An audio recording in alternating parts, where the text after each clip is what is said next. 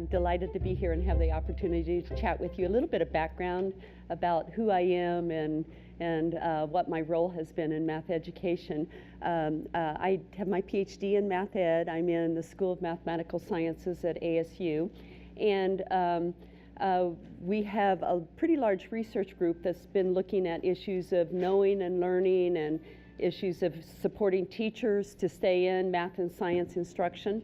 So that's been my primary research agenda for the last 20 years. I also was the director of first-year math at the University of Kansas for about 8 years. And when I first came to ASU as an assistant professor, I was director of first-year math at ASU. So I have been in the trenches. I actually was a high school teacher for a few years before I went back to get my PhD as well. So I appreciate the day-to-day issues that we as educators and parents need to be struggling with as we're figuring out this new terrain of how to support our children and our students to be successful in mathematics. So what I'm going to do is give you a little bit of background on how the United States is doing, some details, how Arizona is doing, and then I'm going to talk in more detail about the Common Core standards. How many of you are aware of the Common Core standards and the shifting agenda? And really try to get us to be intimate with what do they mean. I'll do that through asking us to get in groups and work a few math problems, so you'll have fun exercising your proportional reasoning abilities. So hopefully no hearts start to race here real soon, no math anxiety in the room. If you are, you can just sit quietly and listen to your neighbor. Then we will talk about, the issue I think a lot of you are very concerned about is the balance between conceptual learning and understanding versus procedural learning. And I have some data from some studies that kind of shed some light on, the struggles and the issues we need to all be dealing with as we try to strike a balance that's going to be productive for our children. So let's take just a moment and see, as I pulled a lot of this off the Arizona Department of Ed website and NAEP website and various places, it even was startling to me how bad this scenario is.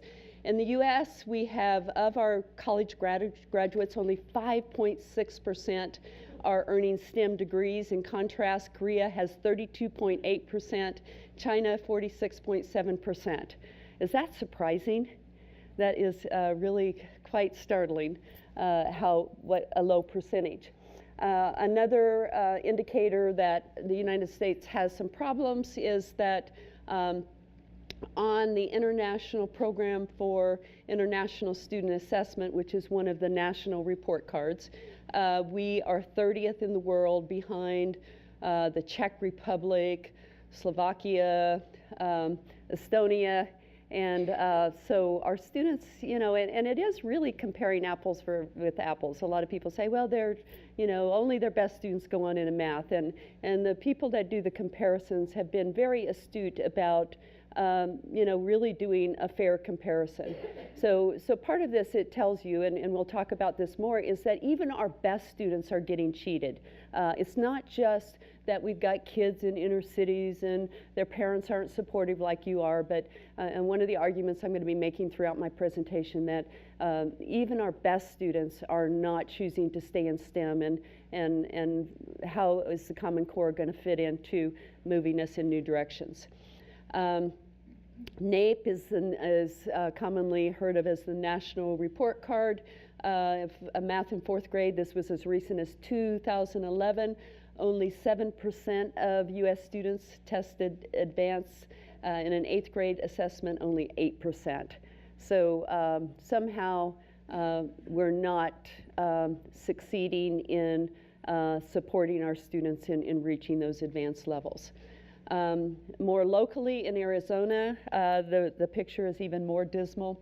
80%, well, first of all, what are our needs? 85% of high growth, high wage jobs in Arizona require some post-secondary education. And fewer than 2% of these jobs will be available to adults who have less than a high school diploma. So on the heels of that, let's look at the percentages of how many students are actually getting degrees. 20% 52% of Arizona high school graduates do not graduate on time. Is that surprising? 1 in 5 do not graduate high school on time. 53% of Arizona graduates who do not qualify for admission into state universities. So over half of our students that we're sending out of our schools, they could not be admitted to ASU or U of A or NAU. 59% is the percentage of Arizona students who enroll in remedial classes in community colleges. Is that startling? 59% exit our high schools and have to go to a community college to take what is commonly a very procedurally oriented course that does not get them back in the pipeline. So that's one of the things that, that I think as a community we've been really remiss about. I mean, clearly Arizona is now 4 years of math, but and I'm sure that number is going to shift. But the issue that we operate under this false assumption, oh, well, my kid doesn't want to take math as a junior, he doesn't like teacher X, or it's my senior year, I don't want to take math. The national data is that if you don't stay in the pipeline, moving towards calculus and beyond, that once you leave that pipeline, very, very few percentage of students actually re-enter. I mean, it's less than 1%. Arizona graduates, 42% is the percent who employers who report their new hires are deficient. So when they get a new Arizona graduate, 42% of them are deficient in math or some skill. So not only are we not preparing our students for college, we also are failing to prepare them for the workforce. Interestingly enough, and I think this is because most of the students in Arizona take SAT, but of those 35% of graduating seniors who took the ACT, those are the ones that are intending to go to college if they're taking the ACT, only 20% of them were considered college ready. Arizona's average ACT score was lower than every other state's except Mississippi. So we've got some work to do. So again, how are we doing with our best students? We have, and I failed to mention, my colleague Dr. Thompson is here from ASU as well. He's done a lot of work, is on various national committees and writing SAT exams, has been very involved in the Common Core standards, has both of us in as math educators and contributing as math educators to the Common Core standards.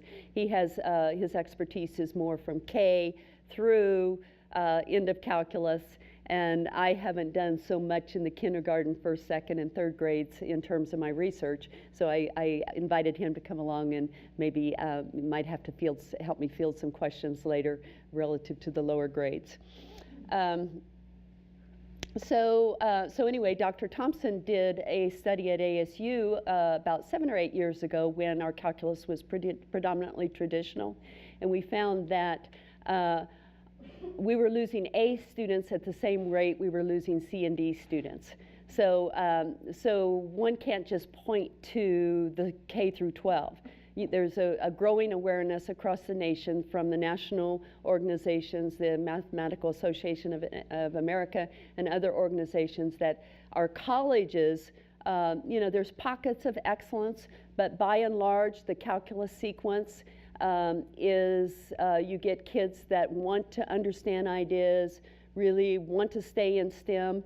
And if it were my child and they get in a calculus class and it's all about procedures, taking the derivative, I would get them out. You know, just like anything, you've got to shop around for a good teacher. So the brightest kids are leaving calculus at the same rate as the C and D students, and they cite in interviews that it's because, oh, I thought calculus was going to be about ideas, and it was just procedural techniques.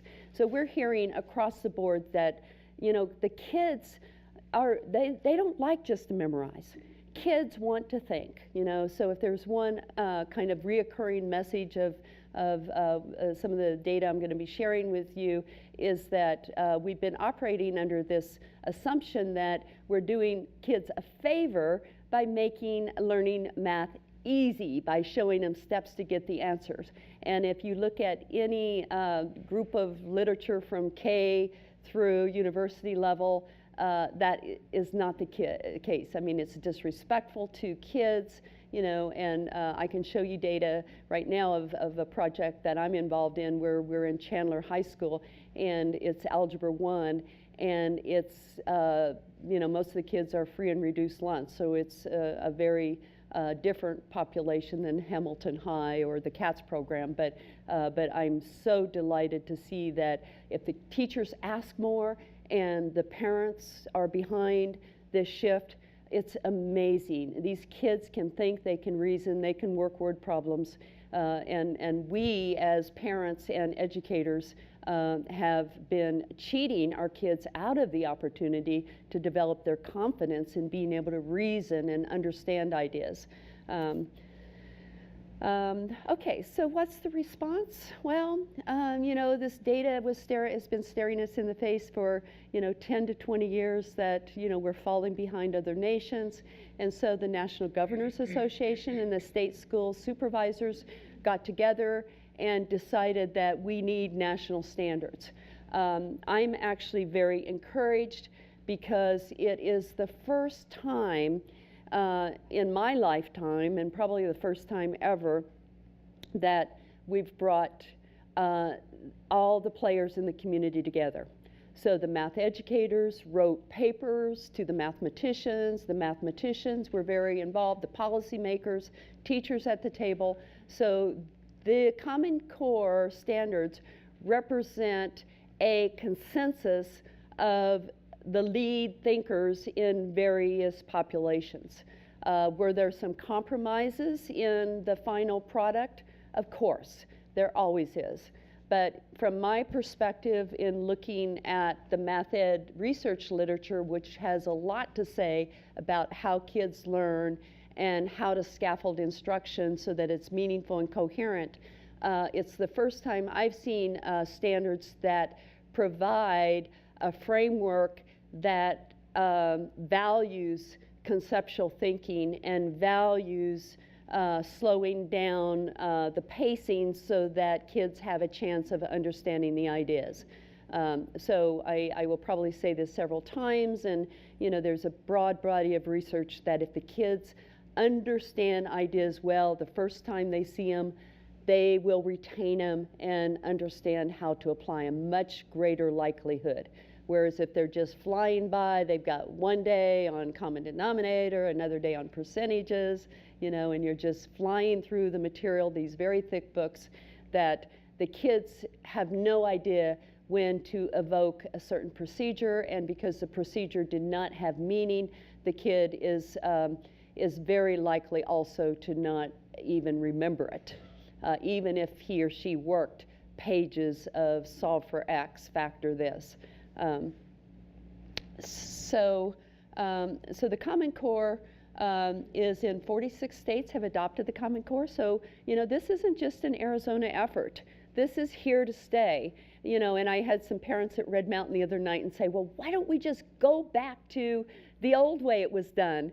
And I'm thinking, why would you want to go back to that? Where, you know, we've got 5% of our kids choosing STEM majors, and, you know, we're 30th in the world on international comparisons. You know, we've got, the data is very compelling and very clear that what we have been doing and the kind of mathematics that a lot of us, most of us had, it's not the mathematics that our kids need to be the international leaders in solving hard problems and developing new innovations worldwide.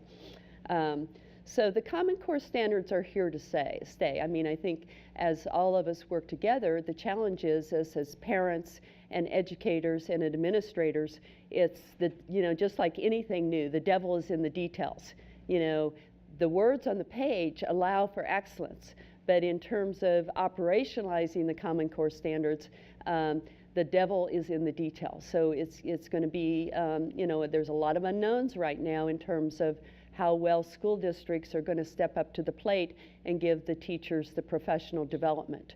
I mentioned that most of my work has been in secondary schools and middle schools, and what we have found is that that the hardest shift in teaching meaningful mathematics is getting the teachers the support they need to be able to rethink the content knowledge for teaching.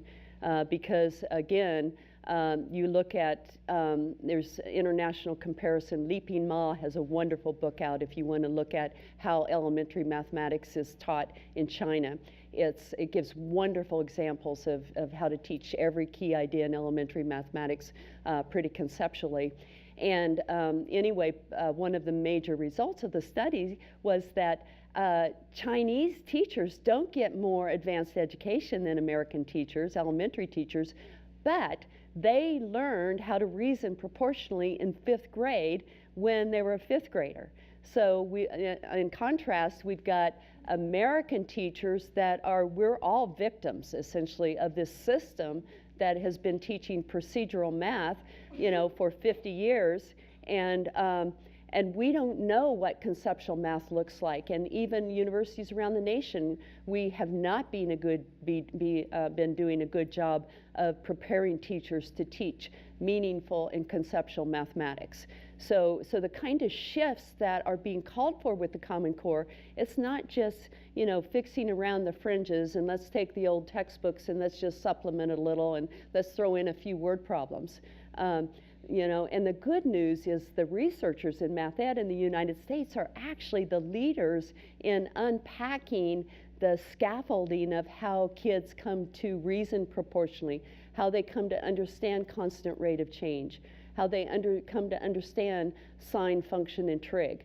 The knowledge is there, and again, the devil will be in the details in terms of whether you know, the people that have the expertise are, you know, helping schools to operationalize that knowledge by training teachers and writing new curriculum. So just kind of as an aside, I had a 20-year or a 10-year project, and what a key finding of my project was, after working within the neighborhood of 500 secondary teachers, that without really high quality professional development that's helping them to unpack, you know, what does it mean to teach these ideas conceptually in concert with curriculum that's coherent and poses these high quality questions to your children, we saw no gains in student learning.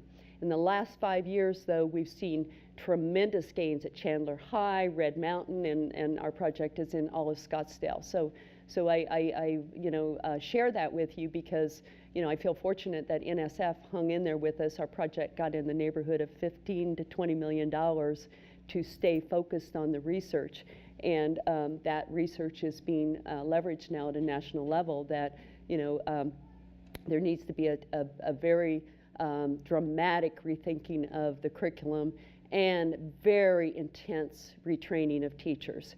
So it's not going to work just for us as administrators to come in 2 days in the summer. What we're finding is you come in for several weeks in the summer, and then you have teachers in PLCs. You're constantly rethinking, what does it mean to understand? How did that lesson go? That's the way business is done in Singapore and China. Dr. Thompson and I were in Singapore a few years ago, and we found out that the teachers there, how many hours do you think they have contact hours with the children? 20, 40, 16. 16 hours they have children in front of them.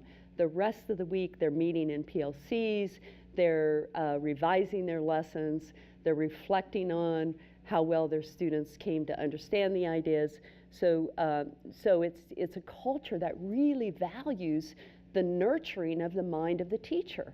You know, so it just puzzles me as to how we can be the greatest country in the world and we don't understand the necessity to support the intellectual development of our teachers, who we give our most prized possessions to, our children and our grandchildren. So, okay, my soapbox, I'll move on. Am I passionate? Okay, so how are the Common Core standards different? In addition, past standards is just like a list of topics. So you've probably seen your kids' textbooks, you know, if any of you have middle school, secondary, or even when you were in school, they were so thick. It's like all these topics we have to cover, because if we don't see them, how in the world are they going to get in calculus? Well, the research has really refuted that in terms of covering all these topics. Does it translate to being successful in calculus? No. There are a few key ideas that students need to understand really well, and they need to acquire these general mathematical practices that we're going to look at here in a few minutes when you guys engage in some proportional reasoning. So there's a real shift to identifying the reasoning abilities and understandings instead of just a long list of topics with thick textbooks. The Common Core standards place increased emphasis on student learning in contrast to only listing topics, is informed by research on student learning. So what is the benefit to our students? Again, it provides, again, and I'm very cautious because it's a potential framework for re-engaging kids in meaning making and coming to school and being excited about the fact that their brains are engaged during their math class, instead of them sitting and copying down problems and coming home and working 30 of the same problems the teacher showed them. So it provides the framework for that to happen. Whether it happens or not, again, I think is very much dependent upon whether we get funding in our schools and our districts to provide the high quality professional development that it's going to demand of the teachers. So the teachers, there's a lot of teachers out there that have just felt like their hands tied. And over my 25, 30 years of being involved in math education, I have seen a lot of teachers leave, but I've seen probably 80% more of the best teachers leave because they're frustrated that they can't teach meaningful mathematics. The system has not allowed them to do so. So I think with the new Common Core, there's a really hope that some of these really high quality thinkers, and they get what learning is about, they're more likely to stay in the pipeline. And certainly we have programs, and Dr. Thompson just led a new program at ASU where we're now certifying math majors to be secondary and middle school teachers. So I think we're going to re-engage some of the best and brightest teachers in the profession of teaching.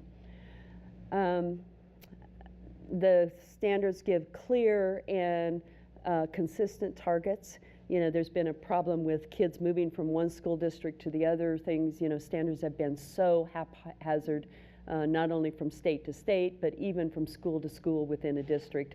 Oftentimes there is not much of an alignment. So who becomes the victim? The child. The child shows up in a math class, their parents moved, and nobody really is able to piece things together to say, where did he leave off in that school, and what do we need to fill in the gaps. So I think that problem is going to be much easier to deal with. So one of the things that people keep saying, and I think this is true, I was thinking about it a little bit last night when I was working on the presentation, is that everyone likes local control. I mean, that's a common political agenda item, that, get the federal government out of our schools. And you notice that the Common Core was initiated by state supervisors and our governors because they noticed there was a huge problem and we need to get the nation working as a team to address this problem. But it is true that there's still, nobody's dictating how to teach. The Common Core doesn't tell me how to run my classroom. They don't tell us exactly what Diane should be doing for professional development for all the CATS parents. So the degree to which the Common Core standards are implemented with efficacy and actually lead to more effective teaching and, again, higher degree of learning in the students, that will be in the hands of the parents and the teachers and the administrators. So, so it's still the local setting has to step up to the plate. Okay, I'm already. So some implementation challenges, I'm going to run through these pretty quickly because I think I've mentioned them, is that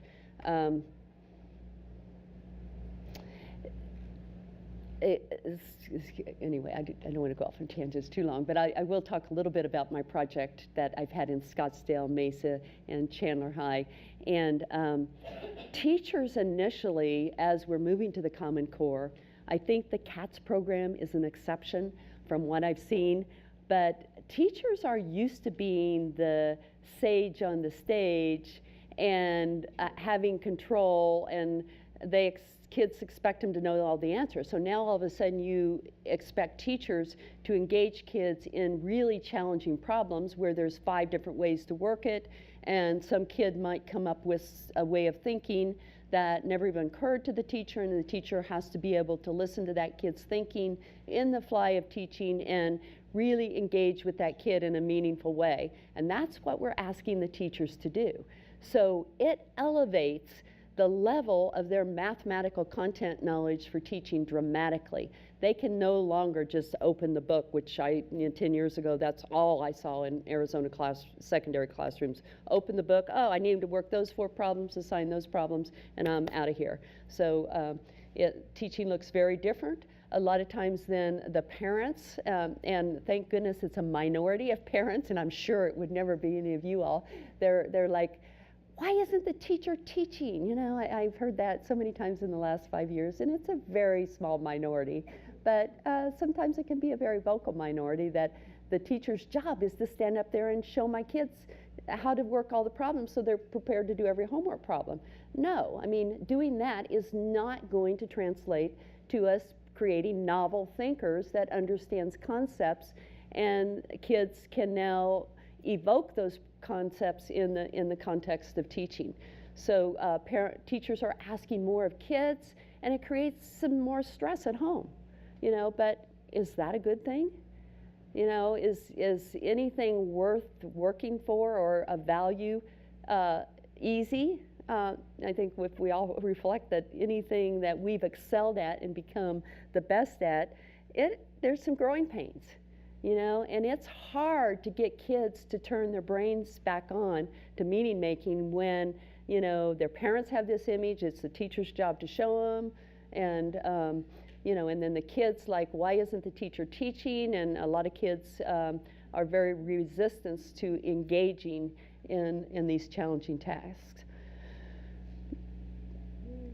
So, again, one of my takeaways is, you guys are important. You parents are really an important component of whether this succeeds. And I don't know whether you're aware of the fact that you're in probably one of the best programs in the nation if your child is in the CATS program. And Chandler High, with Melinda Romero's leadership, there is excellence and there is choices. And I am just so delighted that our project, which is receiving a lot of national attention, we are showing huge gains in student learning of pre-calculus and algebra 2, and it is excelling. So it's, so there's opportunities for your child to have a very unique and special experience. But I think, the parents are going to have to be involved. There's a lot of issues with regard to, again, supporting the teachers in making this transition effectively that they can't do by themselves. So relative to the Common Core, you've probably all been on the website, and you can read the Common Core. If you haven't been there, I encourage you to go there. So now let's just kind of do a little bit of shifting to dig into, like, as a parent, you see these words on the page that My kids are supposed to make sense of problems, and they're supposed to stick with them and not just set the pencil down and wait for somebody to explain them. They're supposed to reason abstractly. They're supposed to construct viable arguments. What does that mean? Modeling with mathematics. What does that mean? They say use appropriate tools strategically, attend to precision, look for and make use of structure, So I have, one strand of my research has been looking at students' problem-solving abilities for about the last 15 years. You guys want to help me? For the last 15 years, let me have one of them. And even before the Common Core standards came out, as I was trying to support teachers in shifting, our research project identified some very general behaviors that made huge shifts in students' mathematical dispositions. So, you know, that long list, it's like, how do you do all this at the same time? You know, so we as educators, we're looking for ways that we can make huge gains by focusing like a laser on a few things. So I'll direct you to the Project Pathways Classrooms Rules of Engagements, which I conjecture encompasses most of the mathematical practices for the Common Core standards. And in a minute, I'm going to give you a math problem from a 3rd grade Russian textbook, not to make anyone feel stupid, you know, us math teachers are bad at that. I'm going to give you a sequence of problems.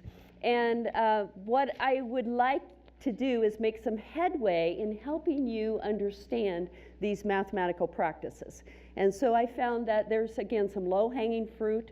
If you focus like a laser on these 4 things, you talk to any teacher in Scottsdale now that's been with us for a while, or at Chandler High, and they'll say the culture of their classroom has changed dramatically by asking their students to speak with meaning. So with mathematics, what does it mean to speak with meaning? What does that mean? That takes care of logical arguments. It takes care of giving good explanations. It is referring to that if you want to characterize my distance in terms of time as I'm walking away from the edge of the table, you're not going to just say, you're going at the same speed. You're going to pay attention to how do you characterize my distance and time relationship as I walk away from the table. So as I get the kids to say something as simple as, let's say I walk away at 3 feet per second, what does it mean to be going at a constant speed of 3 feet per second? What does that mean? Is that good enough answer? D equal 3t? Yeah, okay, we can model with, but what does it mean to go at 3 feet per second? This is probably an easy one to start with before we jump in. What does it mean? Anybody? It means for every second that you're walking, you're moving 3 feet. Okay, for every 1 second that elapses, I move 3 feet, right? Can anybody say anything else?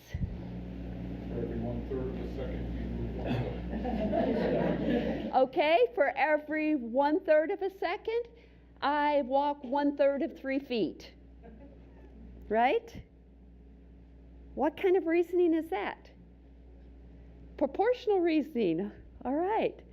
So a key idea in 5th grade is changes, if you're going at a constant rate, my change in distance and my change in time are proportional. They're proportional. If I go 3 feet, it always takes me 1 second. If I go 7.8 times 1 second, I go 7.8 times 3 feet. Okay? And I could write a formula that would say my change in distance is always equal to 3 times my change in time. So that's a different formulation. So this issue of connections, in this short little discussion we've had, we've got constant rate of change, meaning the changes in quantities are proportional. We've got, what does proportional mean? that my change in distance over my change in time is equal to some constant. So as my distance from the edge of the table and the number of seconds I've walked change together, the ratio of the change in distance to the change in time is always equal to a constant, 3. Okay, so we've got two quantities covarying. So if you've read the Common Core content standards, there's a real heavy emphasis on quantitative reasoning. What is a quantity?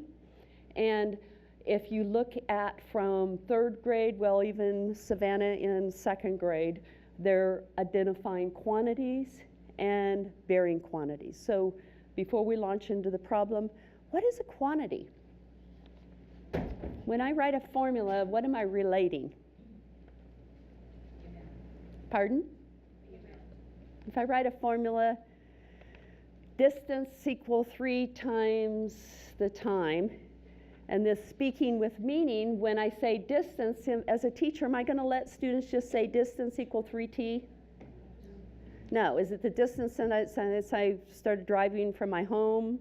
Was that? No. It's my distance from the edge of the table in feet in terms of the number of seconds since I started walking away from the table. So what have we identified? We've identified 2 varying quantities. They change together in such a way that the change in the distance is always 3 times the change in the time. You guys seem like you're getting this, right? Okay. So if there's one thing that all of these applied problems are about, it's about identifying the quantities in the situation. If you have a word problem and it says Marilyn's weight over the last 30 days is da da da da da, what are you going to pay attention? Are you going to pay attention to M equal Marilyn? Is M equal Marilyn a quantity? No, it's an object. So as your child is engaging with the word problems, you always want them to identify some attribute of the situation that can take on a numerical value. That's, whether it be numeric problems in 1st and 2nd and 3rd grade, or beginning to write formulas and engage in modeling in 5th and 6th grade. It's very much that same reasoning ability where we speak fluently about the quantities and we reference them. Okay, sorry, I went on a little long there. Okay, so you strive to make sense. You're given a problem, and what does it mean to make sense? I mean, what does it really mean to make sense of the words in a word problem? Pardon? You understand that? You understand what? The words? Okay, you understand what it's asking. Usually it's asking you to relate 2 quantities. Almost every word problem at this level is asking you to relate 2 quantities. So what do you have to do to understand the words? You've got to look at relationships between quantities. So the words are going to tell us things. And you know this old adage of draw a picture?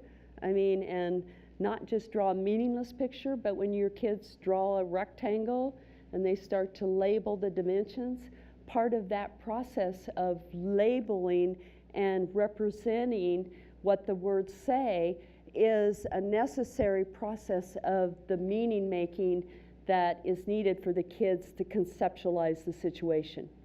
So if you had not conceptualized this simple little situation of me walking from the edge of the table at 3 feet per second, there's no way you could have said, okay, let's let D equal Marilyn's distance in feet from the edge of the table, let T equal the number of seconds since Marilyn's walked away from the edge of the table, and then, okay, how are they related? So there then is always a constant quantity.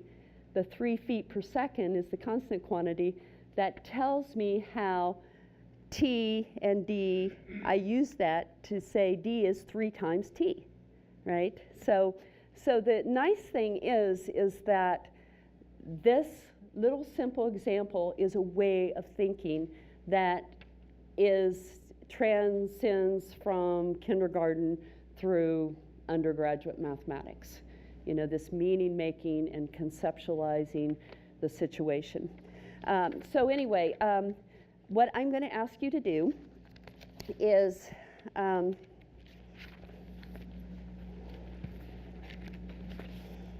let's do these, sorry. Y'all can start thinking about it, and I think I made this one a little harder. So this is a third grade. They're not supposed to read all this. Yeah, no, they're not supposed to read this. So I'm handing this out just to give you something to take home, and I probably should have waited until after we work this problem. So just kind of tuck it away, or you can use it to write on.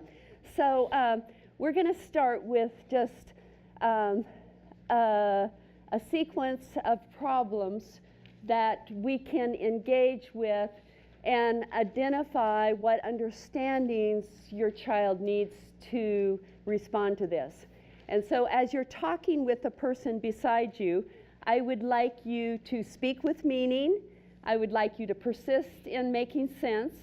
I would like you to identify the quantities and then explain the thinking you use to get the answer to your colleague. So these are, trust me, you all can do this one, I promise you. They get a little harder, but this one I think we'll all be good with.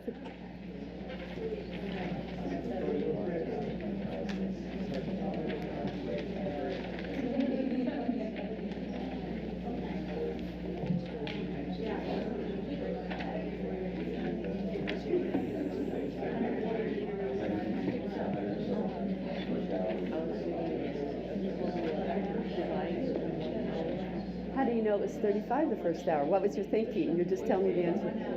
Why did you divide by 4? Because I want to know a rate.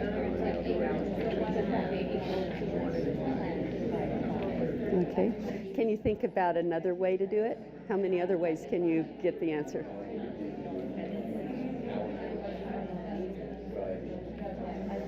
Okay, once you have an answer, explain the thinking you used to your colleague or your person you came with that's sitting beside you.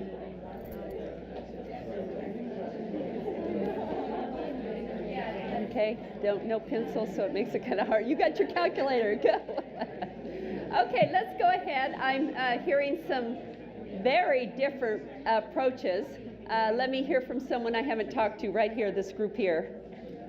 I heard you guys, I saw you guys being very engaged. So who wants to volunteer to share their thinking?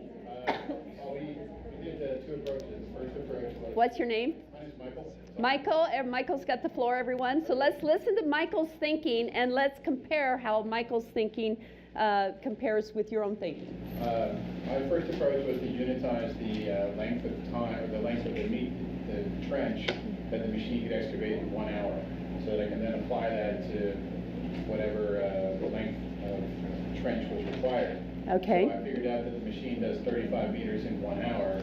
How did you know you could unitize it? What allows you to divide by 4?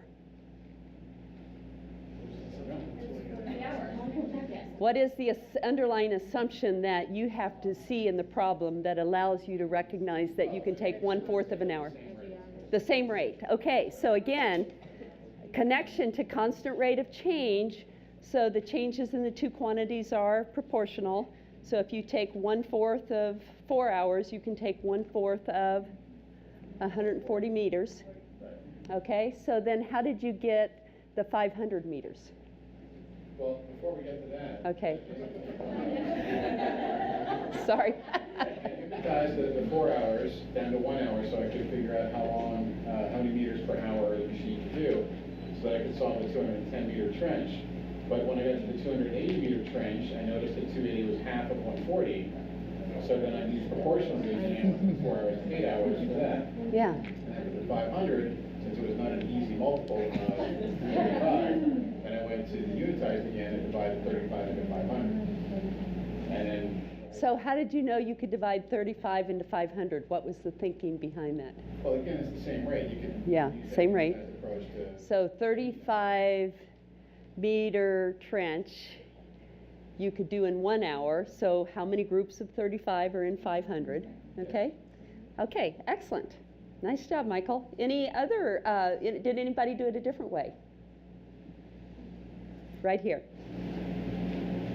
We still unitized it, but if you look at one, and he said 140 to 280 was double.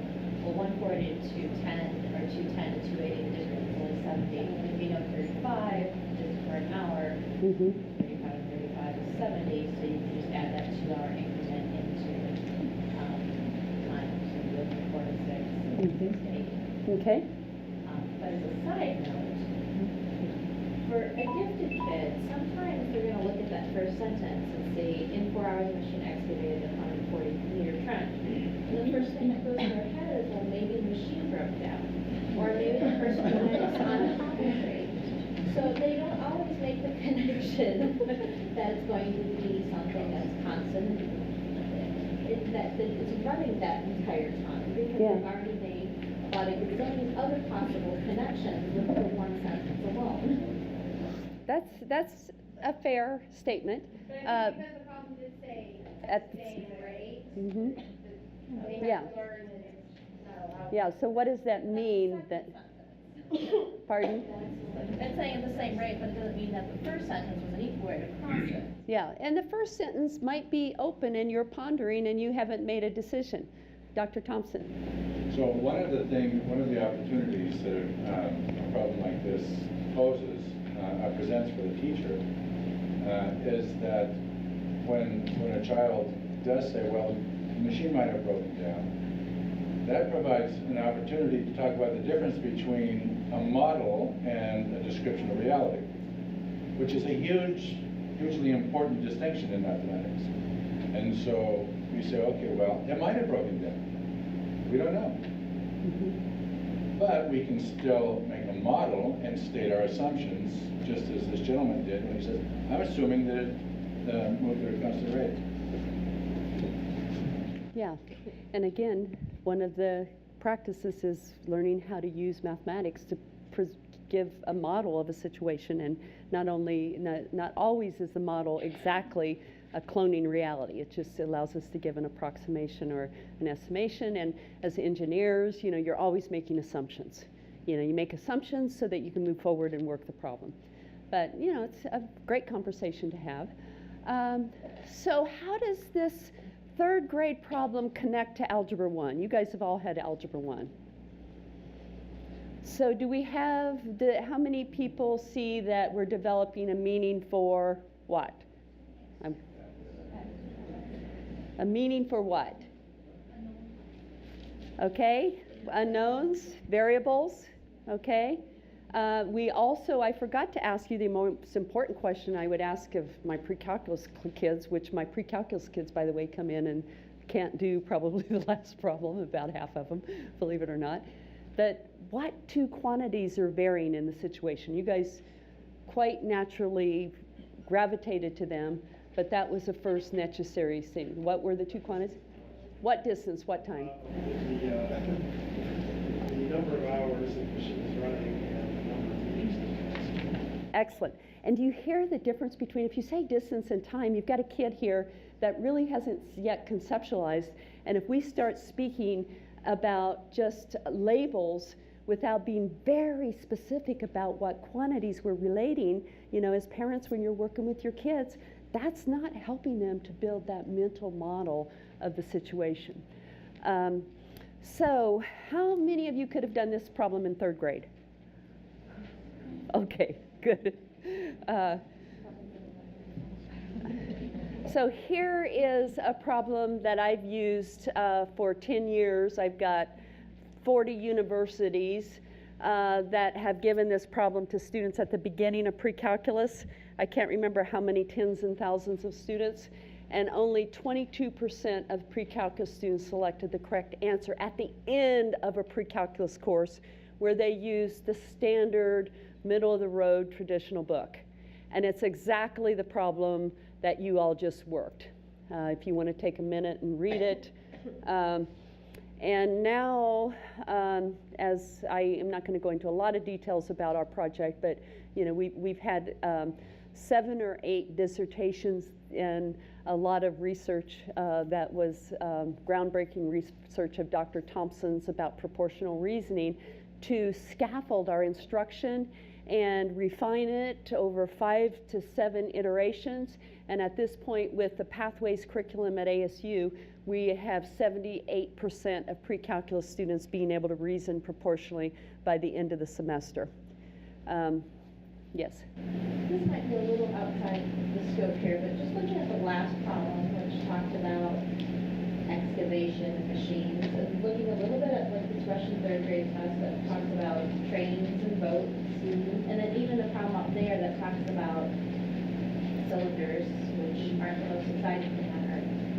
How, a lot of times, not just in here, but I see a lot of math problems that are very geared to more typical boy interests. Because my girls could care less about boats and trains and excavating machines there. Well, my son might be pretty excited about a machine that can excavate so much per hour. Is there anything that's being done to kind of even the playing field there a little bit to make some of these things a little bit more interesting to both? Yeah. I mean, you look for gender neutral problems, but it is true that these distance time problems, they're very easy for kids to conceptualize. And keep in mind that's a Russian textbook from the 90s, and it's not a US textbook, but there is a real awareness that of various groups, from the mathematically correct to the math educators, are trying to sensitize our textbook writers to be gender neutral. You know, and not that you just have a mix of problems, you know, some that might interest kids. But there has been kind of this backlash too about, you know, mathematics is about building meaning, and the kids get interested by, you know, even they, you know, your daughters might not be curious about this, you know, excavating machine, but just to be able to express it meaningfully and puzzle about it. It's more like, you know, a puzzle problem, and that's been kind of the recent trends, is that pick prototypes or contexts that allow kids to reason fluently and continue to stretch that reasoning. And most of the research says that the girls are just as fine with, you know, something to do with trucks, and if it's something to do with cooking, the boys are just as fine as something to do with cooking. It's more about it being coherent, and the kid is very happy if they get to the point where they can understand it, because that's what the kid wants. I mean, the kid wants to, you know, they know they're in an academic environment, and, you know, I've tried to do math all in the context of engineering.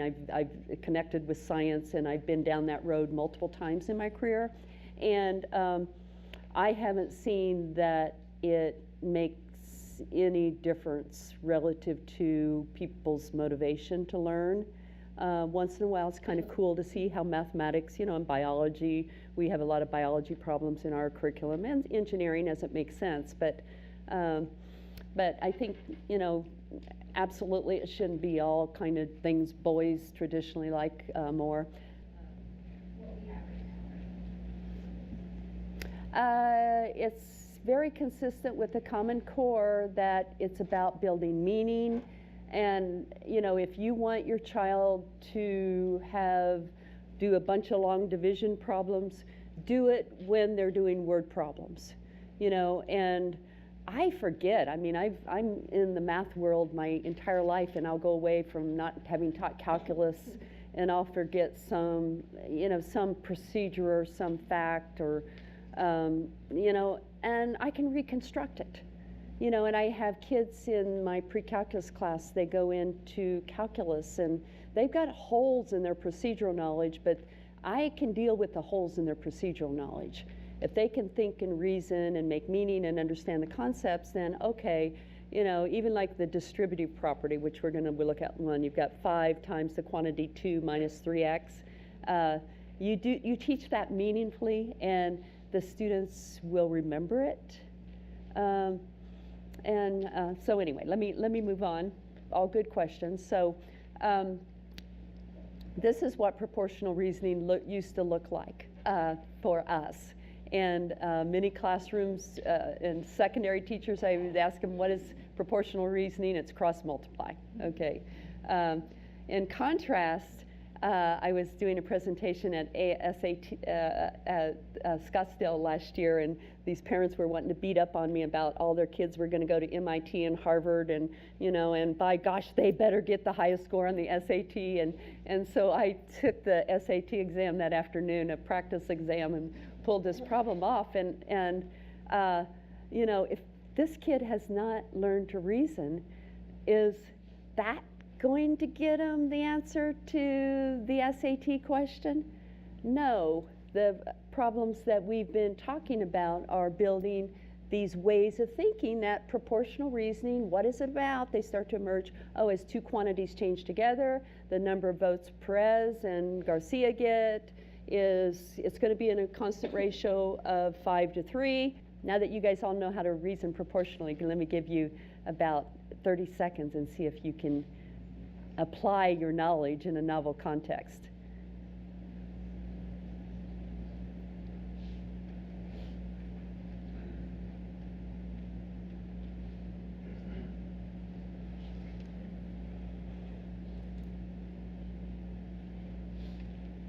So if combined they had 12,000, and now we have to know, well, we've got an unknown. What does it ask us, when you're working with your child? What was the number of votes cast for Perez? So the common thing is let a variable represent that quantity. So if there's a total of 12,000, how are we going to represent the number of votes Garcia got? If Perez gets X votes,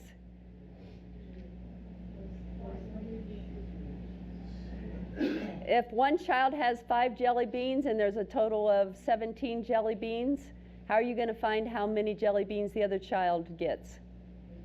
Subtract, right? I didn't hear you, so if you said the wrong answer, don't worry about it. So subtract, you've got X is Perez, you've got a total of 12,000, and that is like an arithmetic problem your kids are doing in 3rd grade. And if they didn't understand subtraction in 2nd grade, then how are they going to be able to understand it's 12,000 minus X is how I represent the number of votes of Garcia? So that's the first step, and now they are, the number of votes is in a ratio of 5-3. So we set up on the 3rd line there, 5 is the 3, as 12,000 minus X is the X. And now we need to know some algebra. Order of operations. Absolutely, kids need to know order of operations, but they need to understand them, why they work. Okay, you guys want to work at another problem? This is 3rd grade. So let me go ahead with this problem real quickly. This is a 3rd grade problem in a Russian textbook. And what do you notice about these problems in a 3rd grade classroom here?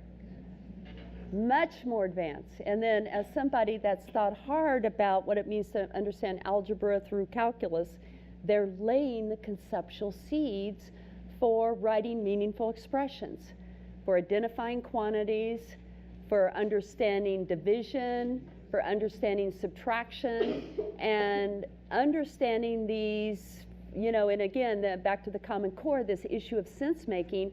The students have to imagine these 2 pedestrians leaving their village, and they have to imagine a fixed quantity of 36 kilometers apart, and they're leaving at the same time. The first one's walking 4 kilometers per hour, and the second one's 5 kilometers per hour. So what's the first thing, as you're helping your child at home, that you want them to pay attention to? The distance between them is getting smaller first, and it's getting smaller by how much? 9 kilometers per hour.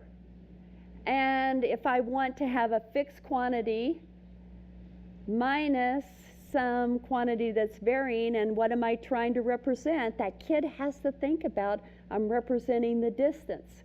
And now this is subtraction. So these third graders are understanding how to develop 36 minus 9 times the number of hours. Think about the algebraic foundations and how conceptually rich that is for the kids, and how Algebra 1 will be a piece of cake if they can do this numerically. So again, if there's one takeaway, is support your child in reading the problems, identifying the varying quantities, drawing a picture. What are you asked to represent? What's the final answer you're working toward? This one, it's representing the distance between them. And this one, it's after how much do they meet. So we've even got a richer problem. So after how long do they meet? Okay, proportional reasoning. Do you all feel that you were able to apply proportional reasoning? Yes. Sorry, so my question is this. You've talked a lot about, and rightfully so, how educators are being taught a new way to educate. So how then can we as parents be educated about how to support our children at home? I think you need to look to the schools, and I think the schools are trying to figure this out. And for one instance, as Diane is organizing these sessions to, and I think this is happening all over the valley and hopefully all over the state and the nation, where parents are starting to get more intimate with the rationale for why we're making the shift and how critical the role of the parent is, to support that teacher in asking your kid to think. So it's a process, and we're not going to change overnight. I think we just have to keep working towards, and I think the issue is, like I said, you're very lucky that you've got strong leadership and they're going to move you in the right directions. The places where you've got administrators in schools that don't have a clue about what the Common Core means, it's just words on the pages, those are the schools that I worry about. Pat, did you have a response? Well, one thing that you can do as parents, I mean, you're not going to study this, the curriculum and you'll revisit all that your child is going to go through. But one of the things that you can do is make sure that you have an appropriate mindset about what your child is being asked to do. If you think that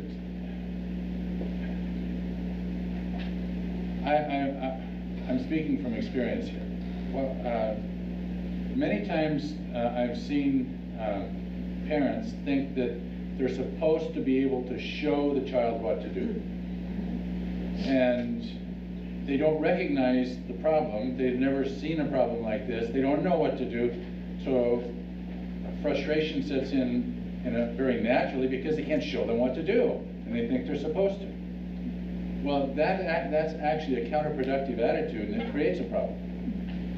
Because the teacher doesn't show them what to do. The teacher helps them learn how to reason. So if you see your child working on a problem, struggling with it, then one of the most important things you can do is perhaps struggle with your child.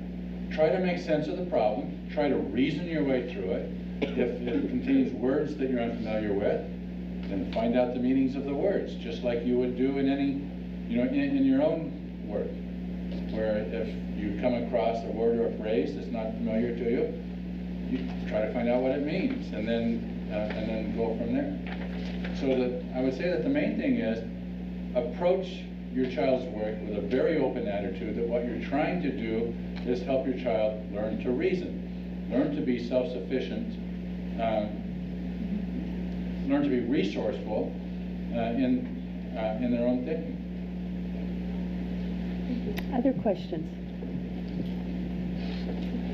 Yes. We were at another seminar and learning about traits of gifted children. I mean, I think a lot of things that we as parents struggle with is our children are sitting there and they are reasoning and attempting to solve this problem, but they can get very defeated, okay, when they're not successful, because they believe that with their mindset, they should be able to solve the problem.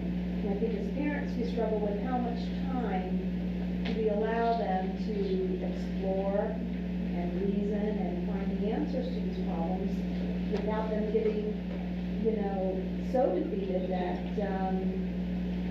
or taking up so much time that we know, okay, What grade level are you you're still talking working. about? You should have time to, have some fun and ride your bike, but they're still going at it. And I mean, Yeah. that's what, it's a different mentality because they want to be successful. And we Yeah. want them to be successful as parents. So I think therein lies also Yeah. What grade is your child? I have a second grader and a fifth grader. Yeah.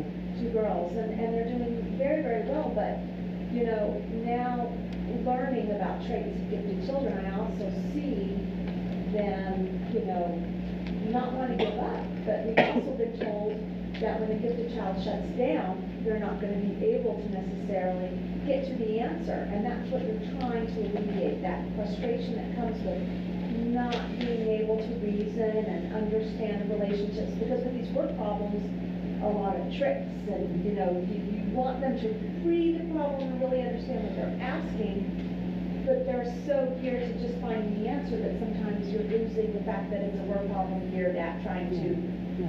One thing, that if you look at mathematicians, engineers, or scientists, you get to the point where you can't make headway. So you list, what do you know? What are the questions you have? And just say, sometimes it's good to set it down and walk away. And, if the child is getting overly frustrated, helping them to learn how to develop some coping mechanisms, I think is productive. Diane.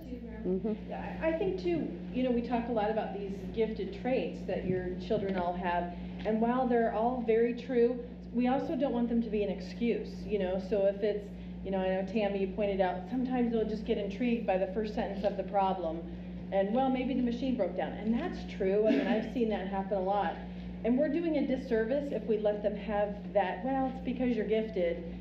The SAT doesn't care that they've overthought that question, and so I think as teachers and as educators, we want to make sure that those gifted traits are channeled, and so that it doesn't become an excuse, because I think you're right that sometimes there's that perseverance, and I was going to say that's really why we try to combine the engineering as much as possible with math, so that there's a need to know. Mm-hmm. So that perseverance is there, and that fail early, we talk about that, fail early, good, get it over with, struggle, because we want them to have that struggle a little bit.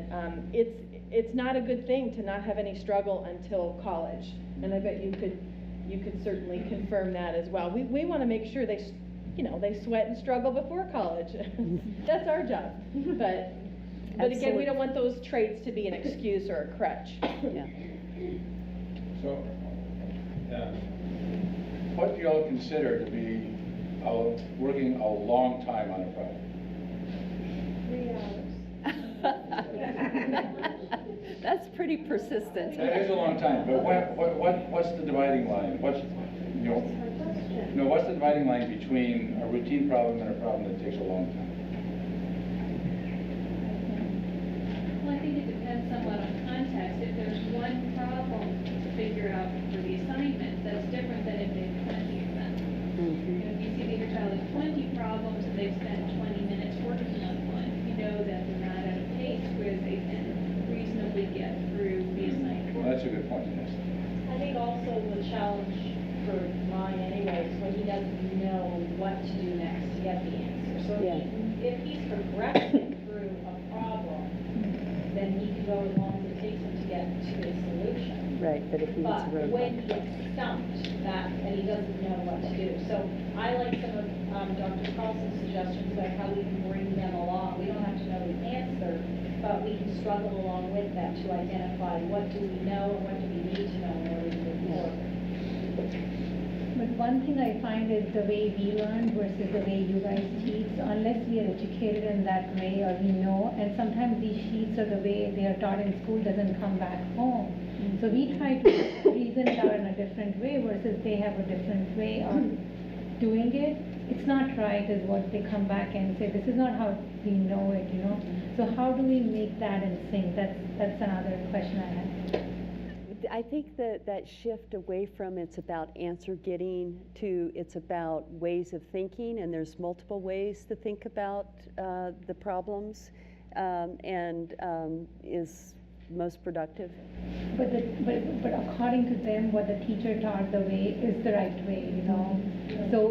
So how do we as parents do the same way as the teachers do, or show them the same reasoning? Because we're not all the same way. We've not learned the Common Core standards. We still follow the old way. So then there's the motivation in between is lost, and there's more frustration. Can I just jump Yeah, into you that go real quick? ahead and respond. That was exactly my question in essence. For example, my daughter is working out area problems. She's in 2nd grade.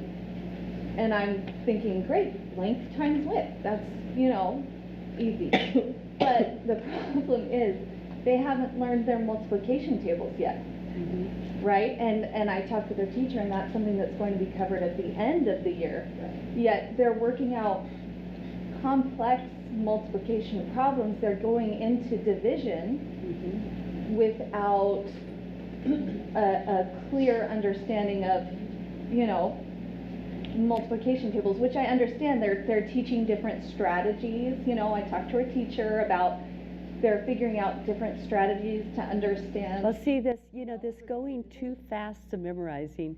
I got my granddaughter Sunday to sit down, and she deconstructed 10 times 10 and 9 times 8. And so, this long, you can add 10 times, and then you can group 10s together, and you've got 20 plus 20 plus 20. So 5 times 20 is also 100. Okay. So then you've got 20 and 20, and okay, now we've got to take that and 20 and 20. So we've got 40 plus 40. So now we take a 20 and we put 60 plus 40. And so anyway, this issue of that kind of repeated reasoning and seeing the connections, that the kids will emerge with understanding.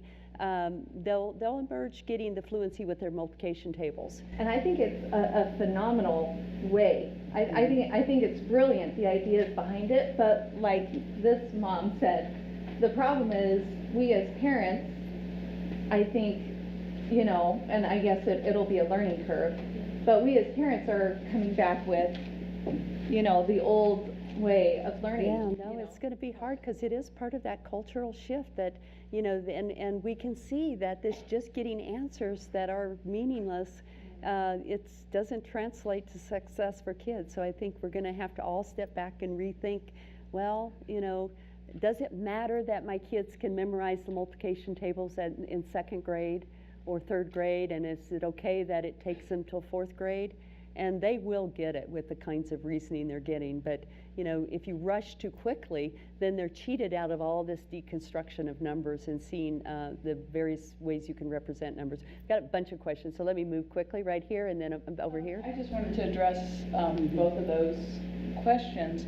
And I think that part of the answer, or a possible answer, is in this Pathways Rules of Engagement that were handed out, because it says, when you're helping your peers, obviously your child's not your peer, but pose questions to help them construct meaning. So instead of saying, oh, here's how you do it, and length times width, instead saying, oh, well, how did you do this in class? Or have you thought about doing it this way? Or how many squares are there? Or whatever it is, like asking them questions and making them do the reasoning. Which I agree with. I think that's great. I just think that parents, need to be taught too. Well, it's going to be a transition for all of us, I think. That's yeah. I think sometimes the concern is you don't want to mess it up. You're not going to mess it up. I mean, just kind of be patient and don't be afraid to let them struggle, but you're not going to, quote, mess it up. Would you agree with that? Oh, absolutely. Well, and also in their classroom, if they're presenting, they're seeing everybody's different way of doing it, their strategy. It's not going to make them not understand it anymore, Yeah. kind of thing. I think Yeah. they're looking at the classroom and trying to understand other ways. Yeah. One of the key things about mathematics and engineering and science is seeing connections, you know, and seeing multiple ways problems can be represented and approached is a really valuable experience for seeing mathematics and science and engineering is about making connections. And so I think it's just all of us are going to have to work hard at slowing down and not thinking like we got to be quick to get the answer. And if my kid is frustrated, you know, at some point it's okay to say, okay, you're frustrated. Let's just think about what we know and let's put it aside. And you know, and you don't have to stress out that they didn't get, you know, the answer that night. It's not a big deal really. You know, but it is, I think, can be very productive if they learn how to identify what they're struggling with, what they knew, and then can they ask the teacher a good question the next day that will help them advance their thinking. So I think those are much more productive skills than stressing over the fact that I didn't get the right answer. I think if parents are concerned about knowing how they're doing it in class so that they can help more at home, then I think you just need to pose to your children when they're asking you for help. Well, here's how, like, I would say, well, this is how I would do it, but clearly you learned a different way at school. So tell me as much as you can about the way that you did it or the way some classmate did it or something. So then I know that method too. So the next and that whole idea of having them explain to you helps to solidify their ways of thinking and their ability to communicate. So I think this issue of, again, one big takeaway is ask your child to explain what they learned, how they approached it in classroom. So here's a question, because the Common Core isn't just for the elementary students or even just for the gifted, but it's coming across the board for everyone. So is Chandler going to be providing perhaps webinars available for the students to see different examples, and that would be most beneficial to the parents and the best use of our time? So is that going to be something that will be put out there where we could just possibly use webinars, and that way if they need to fall back on how it's done in the classroom, or we want to see examples we're not in the classroom, it'll be there available. That's a great idea, it really is, and I'll take that back to our curriculum director. I think one of the things too, I know many of the elementary schools do family math night or some type of math night. I encourage you to attend that whenever that is, because that's a time for teachers to show, here's what it looks like in my classroom. The other thing to keep in mind is homework doesn't always look like what happens in the classroom. And that's because we know of this strife a little bit, that you're at home saying, this isn't the way I would do it, and I don't know how you did it in class. So sometimes we use that homework opportunity as just a practice or a review of one or two problems that maybe you need to, you know, practice the algorithm with, and we use that class time for those in-depth discussions and hands-on. So those family math nights are great for that too, to do that. And again, we're putting a lot on teachers right now, we certainly are, but one of the things that we are asking teachers to do is to help you all understand some of those things, and also know that they're just, you know, they're just about 4 steps ahead in this learning curve too. It's a big shift for everybody, so your patience with that is really helpful too, as the teachers are. It's a paradigm shift for teachers too. If your child happens to be in Hamilton or Chandler High, the Pathways curriculum and materials has a website where it has really high quality, like 6 or 7 minute little snippet videos of key ideas, so the parents can actually learn along with the students. And I think a lot of the materials that are coming out, you know, from various publishers also have a lot of resources so that you can kind of be in the trenches with your child. I think. Yes.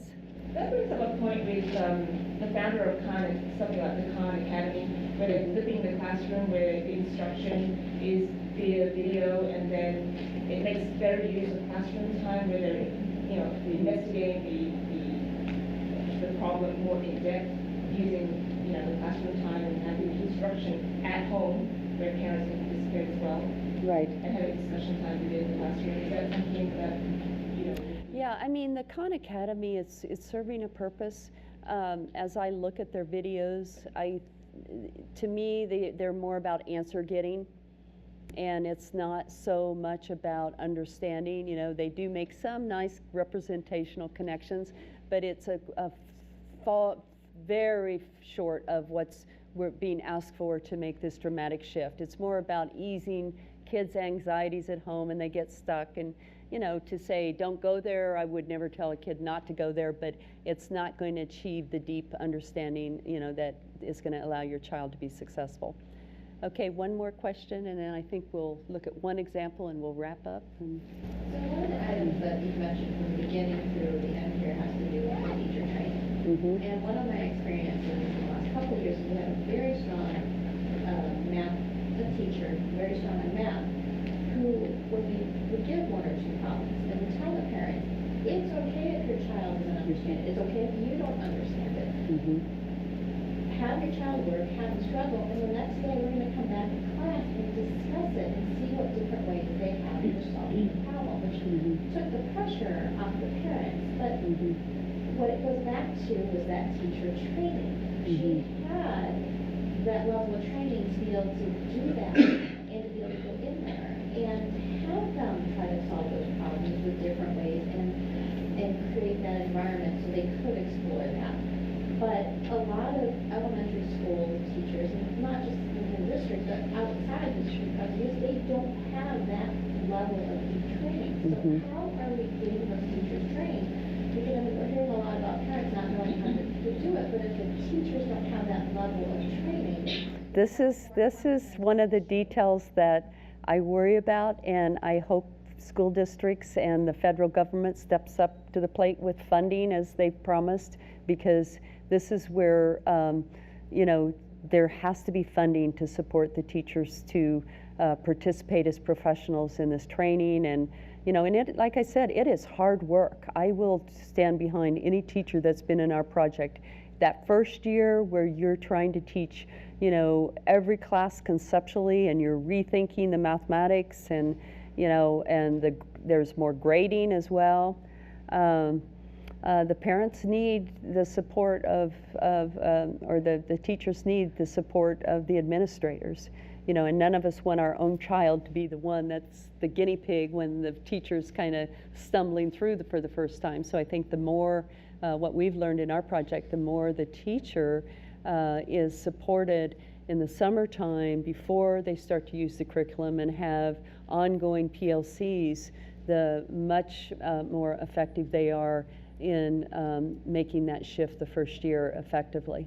And then, you know, it's just a reality that, you know, if they've been making the shift the second and the third time through, they get much more comfortable because they're starting to see the connections and they can react more spontaneously to student thinking. So there's going to be some growing pains, but even, you know, as I've had parents push back with our Pathways curriculum, say, well, why don't you just start it down in first grade, and why are you making my Algebra 2 child now learn how to think? And my response is, well, even if it's not the best implementation, the shift that your child is undergoing now, where they're asked to engage with a very different kinds of problems, there is now hope that your child could go on and succeed in calculus and become an accountant or business major, or, you know, and some of them get the bug and go on into engineering. But if they would have continued, you know, the data is very compelling that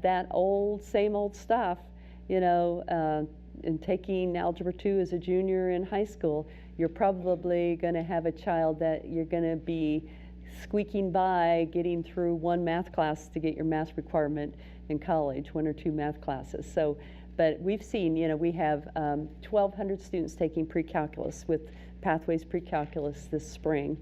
And I would say 20% of them at least, and I'm being conservative, they thought they were stupid, they couldn't learn math, and now they're having a chance to go back and understand proportional reasoning, constant rate of change, things they really should have learned in 8th grade. And they're like, oh my gosh, if this is what math is about, I love it. And they're being supported in learning how to think and reasoning. And before, we were getting hardly anybody that came in and took pre-calculus in the university make it through Calc 1. I mean, virtually, you know, a very small percentage of students. And now a lot of kids that, and it tends to be females more than males that, thought they weren't good at math because it didn't make sense, and it really was the curriculum and instruction they were using. So it's, so even though there's going to be growing pains, and every experience your child has isn't going to be the optimal, I think in the directions that, Chandler High and the nation is, or Chandler District and the nation is moving, your child is going to be so much better off. I did a research study when I did my dissertation, and I interviewed about 15 PhD students, and I asked them, well, where did you get the math bug? And it wasn't like they had great math instruction all through. To a T, every one of them pointed to their father, a special teacher, and it was just one experience that gave them the math bug. So I guess, so that was very surprising to me. And then they decided how they were frustrated because I got in this class after I really know what math is about, and I just had to suffer through it. So I think, if your child can have some excellent experiences, and some of them may not all be excellent, they're probably going to be okay. They're probably going to be okay. Okay, let me show just one last piece of data, and then we'll take a last few questions. And I don't know whether Diane has some wrap up or not, but here's a standard problem. And I gave this again back at University of Kansas when I was finishing my dissertation. And those of you that remember just a little bit of Algebra 2 or pre-calculus, it's a matter of evaluating the function by inputting x plus a into the function rule and determining the output value. Only 34% of pre-calculus students got this right. And this is something that they had been drilled. It's a drill and kill procedural things. And the most common incorrect answer was they evoked this procedure. Well, I added a to x over here on the right, so I'm going to add a to 3x squared plus 2x minus 4. So they added a to both sides, which is something you do when you solve for, and it's like totally misses the boat in terms of understanding function notation and seeing a formula or as a formula or a function as something that takes input, and that formula tells you what to do with the input to produce output. So in contrast now with pathways, we work really hard on students' understanding of the function concept, because it's the key idea of pre-calculus, calculus, differential equations, analysis. It really is the key idea of undergraduate mathematics. And now we get 82% of our students that are taking pre-calculus at the university getting this problem right. And it really is because they understand the idea, and the thought of adding a to both sides now is like, is against everything they've learned. Dr. Thompson pulled up some literature that he had that also cites quite a few studies, and there's more than this, I just pulled out some, that says that memorizing procedures without students understanding why the procedure works, as I've said already, does not result in students evoking the right procedure at the right time, and it leads students to think that mathematics is about meaningless memorization. So I think actually the second one is probably the most damaging. All those drill and kill sheets, it's like, oh, that's what it means to be a good mathematical thinker, and that is such a far cry from the kind of scientific thinkers and what a mathematician actually does or an engineer does. And so again, I'm encouraged that we are going to be making some gains, and I think we all have to be part of this team effort to rethink how to support our kids in ways that we're not used to, and be supportive of your teacher. I mean, if there's one frustration I've had is I've gone out a few times where we've had bumpy rides in Scottsdale when the teachers didn't come to the professional development and they tried to implement our curriculum, and is that if the parents are sitting at home and saying, reinforcing this, why isn't the teacher showing you how to get all your homework so you don't struggle for 2 or 3 hours, then you're undermining what the teacher is trying to achieve. Not to say that every teacher's implementation is perfect, but you know, it's your responsibility if things are going awry at home, get in and talk to the teacher. You know, the teachers, I am guilty too. I'll think everything's going wonderful with my students, and then I'll give them time to write to me what they're understanding about this idea or what questions they have, and it's like, oh my gosh, it's a wake-up call. I thought I was sending them all home so they were feeling comfortable and getting their homework done in a couple hours, and you know, nobody was bothering to tell me. So, you know, so really, if things are creating a problem and you're seeing that your child is not working productively, or they're starting to turn off to math and because they're getting too frustrated, you know, go talk to the child's parent, or your child's teacher. I mean, so. Okay, do we have any last minute questions? Are you all ready to? Yes. You spoke about teaching concepts and conceptualizing and helping them think. But then at the back end, once they know the concept or they've been taught the concept, you need the procedure to practice it, right? And to kind of master it or practice it at least. You keep doing many of those. Again, I can evoke a whole body of research that will support that you need to keep using the concepts. That's what mathematics is about. And understanding the concepts and all the connections. We just scratch the surface with constant rate of change and proportional reasoning. And, you know, I can never say that I totally see all the connections, even myself. So my approach, and I think this is what the Common Core is leading us to, let's keep stretching kids' depth of understanding and their ability to make connections. And yeah, at the end of your homework, a teacher finds that, you know, say your child is in the 4th or 5th grade and they're not able to find the common denominator and they're kind of miss that procedural part of it. I think what I've seen is most teachers are very astute to, okay, we'll give them a bunch of word problems, but for 3 or 4 days, let's tack on, you know, just some practice where they're practicing at the time that it's connected to when that procedure is going to be evoked in the context of a word problem. So you know, this issue, well, okay, let's get them to understand it, and now let's go do the real math. It's just the opposite. The real math is the problem solving, and that procedural stuff, if you stay focused on meaning making and seeing connections, you know, what is it that your kid, you want them to memorize? Well, if I get a calculus student, if they know their multiplication tables, they know how to add and subtract, you know, numbers up to 12 plus 13 and so forth, and they can understand place value in their head. I get kids in calculus that they can't think flexibly about the size of a number because they don't understand place value in the way that Savannah's learning it in 2nd grade right now. And so I have never had a child in my calculus class that because they didn't have some fact fluently that it was problematic for them. I mean, they all use calculators anymore, you know, and if your child is bright, which they all are, this procedural knowledge will come along.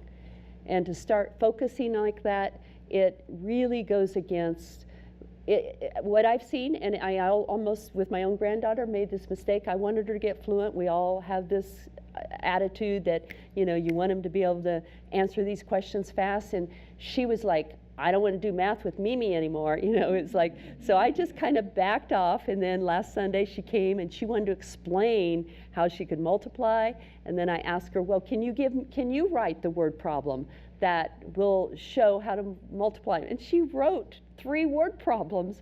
I wrote them down, and I'm thinking, thank goodness I was smart enough to back off, because there was coming a time where I was being the bad grandparent or the bad parent that, you know, she's not getting up fast enough. So we all have that tendency, trust me.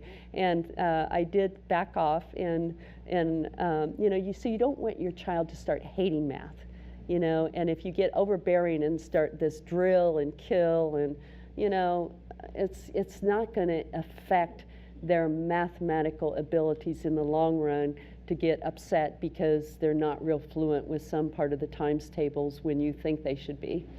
That's right, the kind of, like, the concern I see about, okay, so we do it conceptually, but then we want them to get to the procedure. And I see, even as teachers, part of my job is to work with teachers, helping them to become Common Core. And I think about it, one example is just with multiplication, with two-digit multiplication. And typically, you think, okay, my students are going to learn that beginning in third grade, by fourth grade, they know that procedure. But now, the standard is they don't really learn that traditional algorithm until fifth grade. But in fourth grade, they're using models, it's all based on place value, and they may start to come to that realization of how that model works. But what's so amazing about it is when kids have really strong number sense, and they're able to, for example, do the multiplication with these place value models, that when they are taught the traditional algorithm, whether it be in fourth grade, because they realize it themselves, or whether they were taught it, in fifth grade or whatever grade, when they are, many times they don't even use it. Yeah. Because they can then do it mentally. I'm amazed at my own son, thinking when he was first learning it and thinking, well, if someone presented me with this problem, I would have to completely, years old, do the traditional algorithm, and things that he can now do mentally or with just a couple little steps because he has an understanding. So the procedure, it will come, but we don't have to look at it like, they did all this conceptually, but what are they going to do with the real way? Because that is the real way.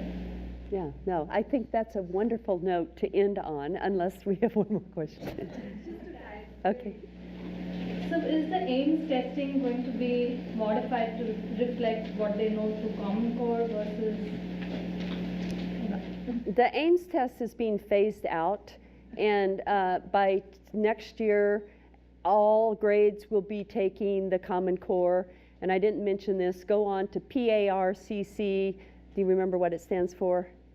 It's PARC, and it is the group that's developing the Common Core assessment that will be given to Arizona students. So you can go on and look at the questions. They've got a bunch of sample questions, and they look very much like a lot of the word problems that we looked at. And I've not seen any procedural questions. So my understanding is all grade levels will be taking the exam officially next year. Is the elementary school in Chandler taking the PARC, piloting the PARC this year? I believe at some places, some grade levels, but not across the board. Yeah. Is it your understanding that next year everybody gets to take the PARC exam? If that's what Arizona chooses to use, because I know there's some options. Yeah. And so we'll see what we have to follow what the state says. So there's some options, but AIMS will be phased out. And so that'll better reflect the data of how we're doing with the new assessment, because you're right, our AIMS test doesn't match. Thank you all so very much for coming out. Thank you.